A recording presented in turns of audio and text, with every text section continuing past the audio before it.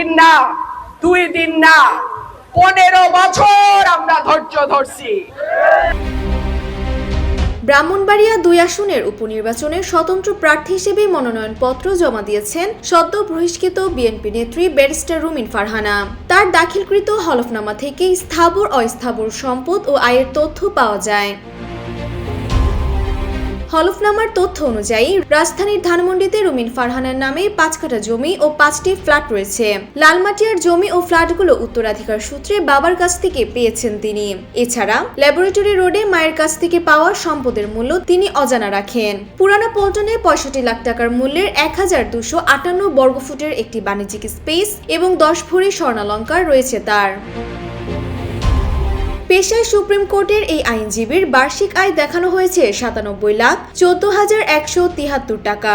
দৃঢ় বন্ধনের আস্থায় শক্তিশালী স্টিলের আরেকটি নাম জেডএসআরএম। তার হাতে নগদ রয়েছে 32,14,173 টাকা। তবে অবাক করার মতো তথ্য হলো তার নামে কোনো ব্যাংক জমা, শেয়ার, বন্ড বা ব্যক্তিগত যানবাহন নেই।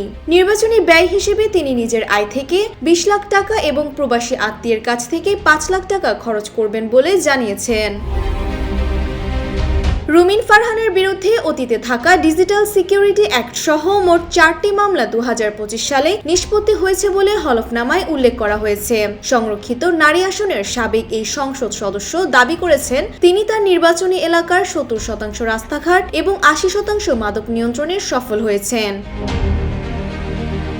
জোটগত সমঝোতার কারণে বিএনপি এই আসনটি জমিয়াতে ওলামায়ে ইসলামের জুনায়েদ আল হাবিবকে ছেড়ে দিলেও রুমিন ফারহানা স্বতন্ত্র প্রার্থী হিসেবে সদ্য বহিষ্কৃত বিএনপি নেত্রী ব্যারিস্টার রুমিন ফারহানা। ডেস্ক রিপোর্ট, জয় জয় দিন।